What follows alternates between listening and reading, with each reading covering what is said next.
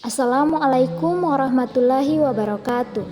Selamat pagi adik-adik, bagaimana kabarnya hari ini? Insya Allah semua selalu dalam keadaan sehat walafiat ya. Adik-adik, pada bab sebelumnya kita sudah membahas tentang kasus-kasus pelanggaran hak asasi manusia dan pengingkaran kewajiban asasi manusia. Nah, pada materi selanjutnya kita sudah memasuki bab 2, perlindungan dan penegakan hukum di Indonesia. Jadi, mulai hari ini sampai beberapa pertemuan ke depan, kalian akan diajak untuk mempelajari materi pembelajaran pada bab 2. Nah, untuk itu silakan kalian simak dan pahami baik-baik materi yang akan saya tampilkan berikut. Selamat belajar.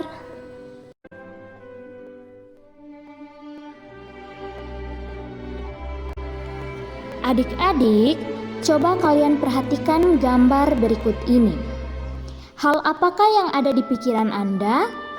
Keadilankah, hukumkah, atau pengadilan?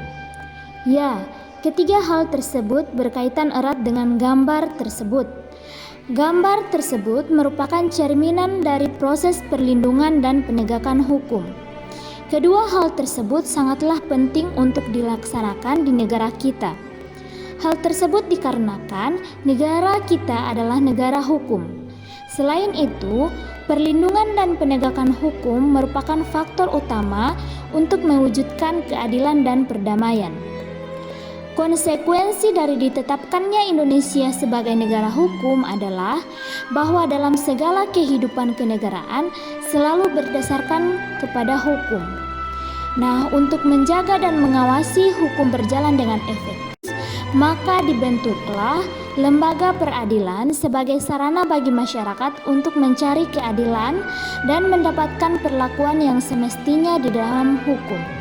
Nah, berkaitan dengan hal tersebut, tugas warga negara adalah menampilkan sikap positif terhadap proses perlindungan dan penegakan hukum di Indonesia.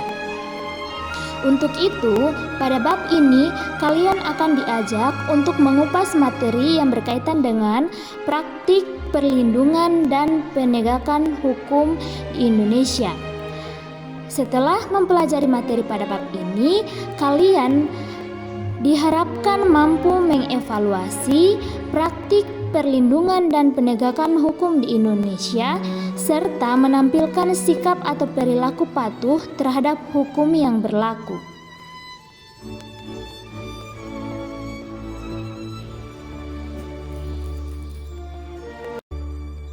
Nah, adik-adik, sebelum kita membahas materi lebih dalam lagi, ada baiknya kalian mengetahui tujuan pembelajaran dari materi ini. Yang pertama, setelah mempelajari materi tentang perlindungan dan penegakan hukum di Indonesia, peserta didik mampu menjelaskan hakikat perlindungan dan penegakan hukum dengan benar. Yang kedua, setelah mempelajari peran lembaga penegak hukum, peserta didik mampu mengidentifikasi peranan lembaga penegak hukum dalam menjamin keadilan dengan tepat. Yang ketiga, setelah mempelajari dinamika pelanggaran hukum, peserta didik mampu mengevaluasi praktik perlindungan dan penegakan hukum dalam menjamin keadilan dan kedamaian dengan tetap. Dan yang terakhir, setelah mempelajari materi pada bab ini, peserta didik mampu berpartisipasi dalam perlindungan dan penegakan hukum dalam kehidupan sehari-hari dengan baik.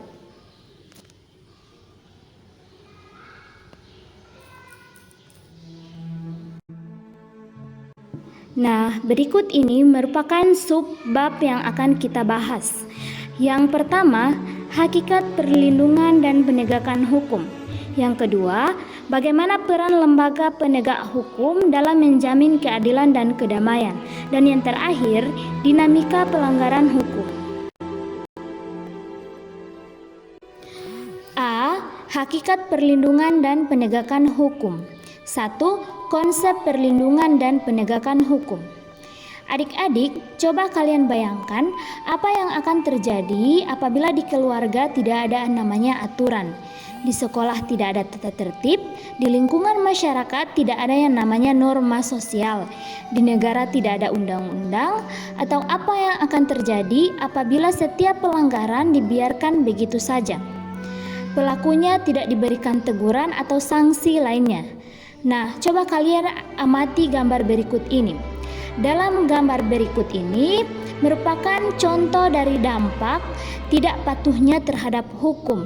Ketika hukum tidak dipatuhi atau dilaksanakan, akan terjadi kekacauan di semua bidang kehidupan. Setiap orang akan berbuat seenaknya atau menghalalkan segala cara untuk mencapai tujuan, sehingga keamanan, ketentraman, dan ketertiban sulit terwujud. Nah, supaya hal-hal yang dikemukakan tadi tidak terjadi, maka harus diupayakan dilakukannya proses perlindungan dan penegakan hukum.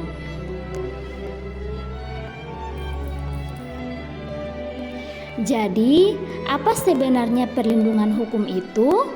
Nah, menurut Adi Hamsa, perlindungan hukum dimaknai sebagai daya upaya yang dilakukan secara sadar oleh setiap orang maupun lembaga pemerintah dan swasta yang bertujuan mengusahakan pengamanan, penguasaan, dan pemenuhan kesejahteraan hidup sesuai dengan hak asasi yang ada. Makna tersebut tidak terlepas dari fungsi hukum itu sendiri, yaitu untuk melindungi kepentingan manusia. Perlindungan hukum dilakukan juga dalam rangka mencegah terjadinya pelanggaran hukum, dan penegakan hukum dilakukan dalam rangka menciptakan ketertiban dalam masyarakat yang dilakukan oleh aparat penegak hukum.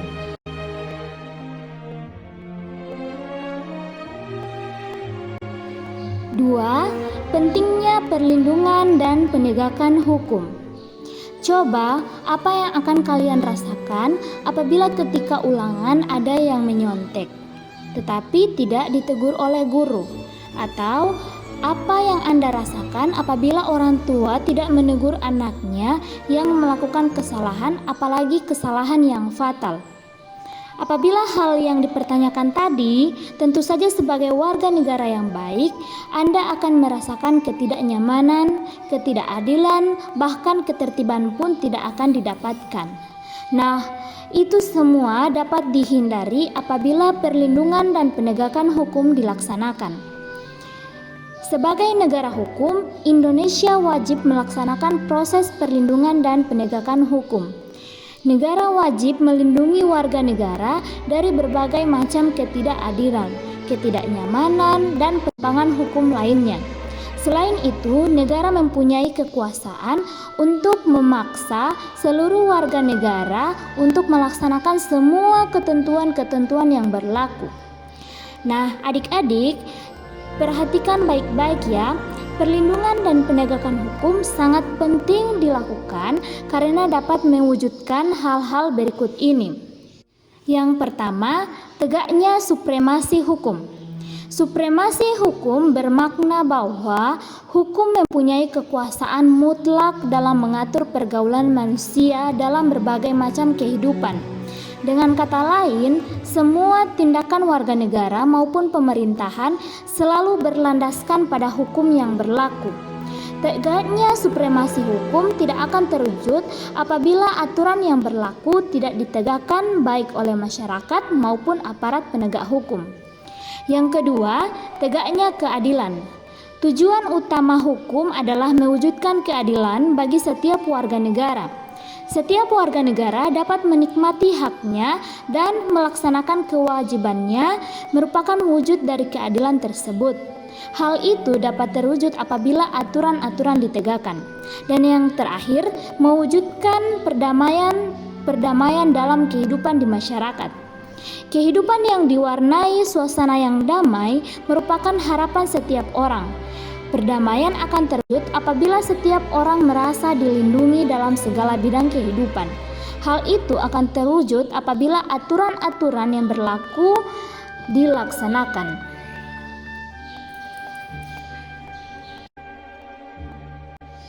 Nah, adik-adik, menurut Sujono Sukanto, seorang pakar mengatakan bahwa keberhasilan proses perlindungan dan penegakan hukum tidaklah semata-mata menyangkut ditegaknya hukum yang berlaku, akan tetapi sangat bergantung pada beberapa faktor di bawah ini. Yang pertama, hukumnya. Nah, dalam hal ini yang dimaksud adalah undang-undang yang dibuat tidak boleh bertentangan dengan ideologi negara. Selain itu, penyusunan undang-undang dibuat haruslah menurut ketentuan yang mengatur kewenangan pembuatan undang-undang, sebagaimana diatur dalam konstitusi negara. Selanjutnya, undang-undang haruslah dibuat sesuai dengan kebutuhan dan kondisi masyarakat di mana undang-undang tersebut diberlakukan. Yang kedua, penegak hukum, yakni pihak-pihak yang secara langsung terlibat dalam bidang penegakan hukum. Penegak hukum harus menjalankan tugasnya dengan baik sesuai dengan perannya masing-masing yang telah diatur dalam peraturan perundang-undangan. Menjalankan tugas tersebut dilakukan dengan mengutamakan keadilan dan profesionalisme, sehingga menjadi panutan masyarakat serta dipercaya oleh semua pihak termasuk anggota masyarakat. Yang ketiga, masyarakat, yakni masyarakat di lingkungan di mana hukum tersebut berlaku atau diterapkan. Maksudnya, warga masyarakat harus mengetahui dan memahami yang berlaku, serta menaati hukum yang berlaku dengan penuh kesadaran akan pentingnya dan perlunya hukum bagi kehidupan masyarakat. Kemudian, sarana atau fasilitas yang mendukung penegakan hukum. Sarana atau fasilitas tersebut mencakup tenaga manusia yang terdidik dan terampil, organisasi yang baik, peralatan yang memadai, keuangan yang cukup, dan sebagainya. Ketersediaan sarana dan fasilitas yang memadai merupakan suatu keharusan bagi keberhasilan penegakan hukum. Dan yang terakhir, kebudayaan, yakni sebagai hasil karya, cipta, dan rasa yang didasarkan pada karsa manusia di dalam pergaulan hidup.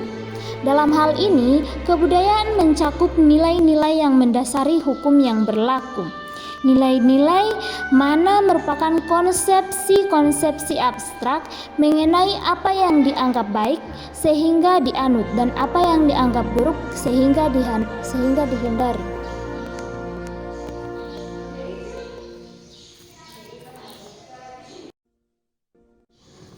Adik-adik, selanjutnya peran lembaga penegak hukum dalam menjamin keadilan dan kedamaian, yaitu peran Kepolisian Negara Republik Indonesia atau yang disingkat dengan Polri. Perannya yaitu sebagai berikut: 1. Memelihara keamanan dan ketertiban masyarakat. 2. Menegakkan hukum. 3. Memberikan perlindungan, pengayoman, dan pelayanan kepada masyarakat. Dan masih banyak lagi peran dari Kepolisian Negara Republik Indonesia. Peran Kejaksaan Republik Indonesia. 1. Menegakkan supremasi hukum. 2. Perlindungan kepentingan umum. 3. Penegakan hak asasi manusia. Dan yang terakhir, pemberantasan korupsi, kolusi, dan nepotisme atau KKN. Selanjutnya, peran hakim sebagai pelaksana kekuasaan kehakiman.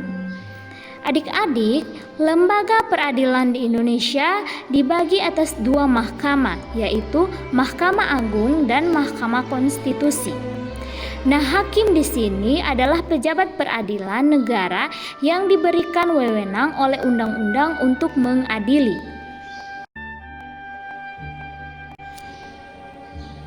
Peran advokat dalam penegakan hukum. Advokat adalah orang yang berprofesi memberi jasa hukum baik di dalam maupun di luar pengadilan. Jasa hukum yang diberikan berupa memberikan konsultasi hukum, bantuan hukum, menjalankan kuasa, mewakili, membela, mendampingi, dan melakukan tindakan hukum. Nah, melalui jasa hukum yang diberikan, advokat menjalankan tugas profesi demi tegaknya keadilan berdasarkan hukum untuk kepentingan masyarakat.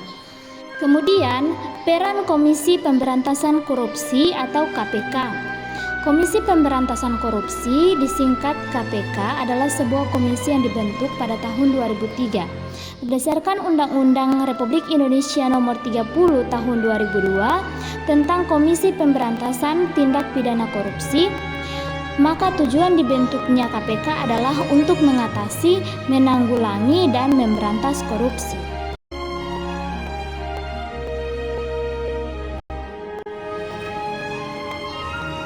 Dan yang terakhir, dinamika pelanggaran hukum.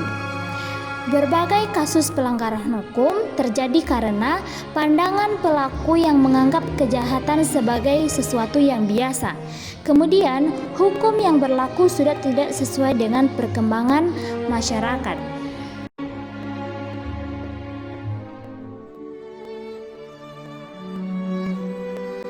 Adik-adik, berikut merupakan contoh-contoh pelanggaran hukum. Yang pertama, di lingkungan keluarga.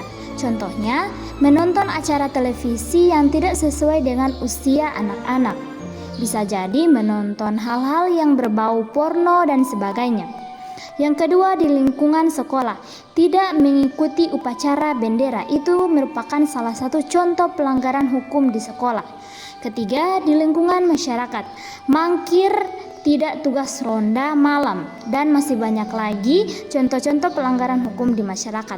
Dan yang terakhir, di lingkungan bangsa dan negara, melakukan korupsi itu merupakan salah satu contoh pelanggaran hukum yang berat.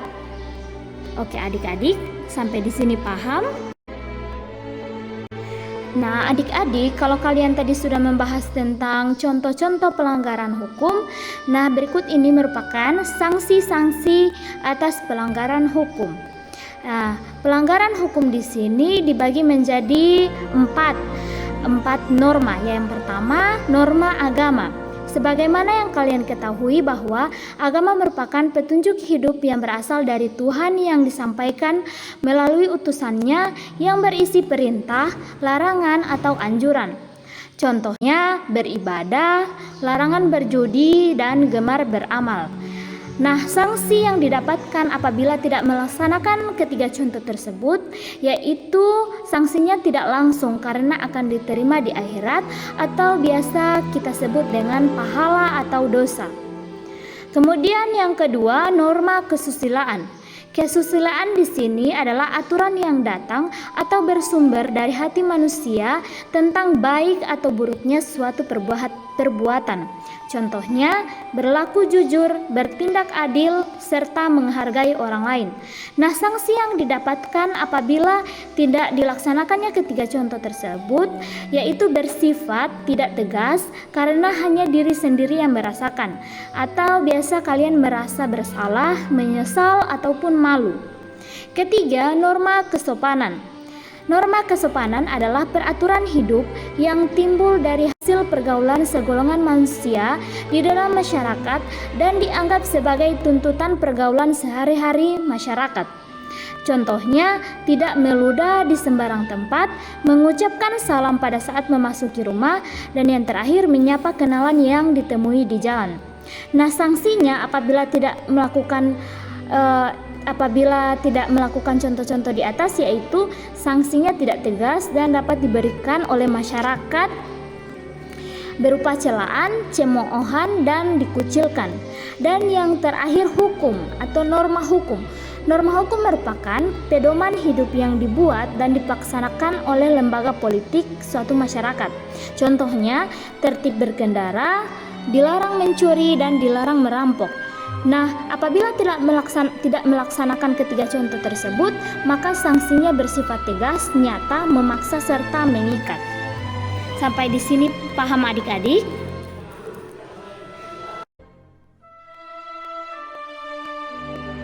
Adik-adik, coba ibu akan bertanya, mengapa sanksi norma hukum bersifat tegas dan nyata? Ya, karena aturan norma hukum dibuat secara material dalam peraturan perundang-undangan dan ditetapkan kadar hukumannya berdasarkan perbuatan yang dilanggarnya. Oleh karena itu, sanksi norma hukum bersifat tegas dan nyata. 3. Partisipasi dalam perlindungan dan penegakan hukum.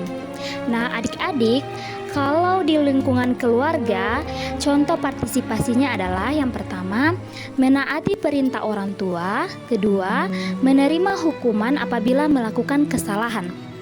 Kemudian, jika di lingkungan sekolah, hal-hal yang dapat kalian lakukan yang pertama, membantu teman yang sedang kesusahan, kedua, melindungi teman dari perbuatan perundungan atau bully. Kemudian di lingkungan masyarakat, satu, menyerahkan pelanggar hukum kepada polisi apabila kalian menemukan hal seperti itu. Kedua, mengaktifkan kegiatan siskamling. Siskamling itu seperti ronda malam. Dan yang terakhir di lingkungan bangsa dan negara. Hal-hal yang dapat kalian lakukan yaitu pertama, menaati rambu-rambu lalu lintas. Yang kedua, memiliki kartu tanda penduduk atau KTP. KTP di sini bisa kalian miliki apabila kalian sudah berusia 17 tahun ke atas. Oke?